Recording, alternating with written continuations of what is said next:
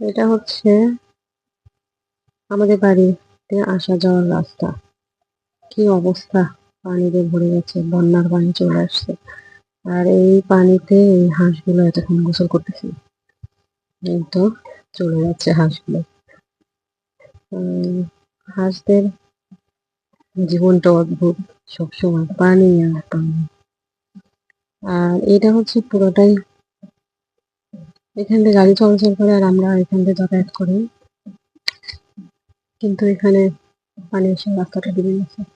আসলে আমাদের এলাকাটা এতটাই নিচু, এই যে দেখতে পাচ্ছেন কি পরিমাণে পানি। আর ওই যে দূরে দেখা যাচ্ছে ওইগুলো সব জমি। এখানে আগে ধান লাগানো হতো, সরিষা লাগানো হতো, দেখি বন্যার পানিতে সব ডুবে গেছে। আরো পানি আসবে, আর পানি আসলে আরো ডুবে যাবে।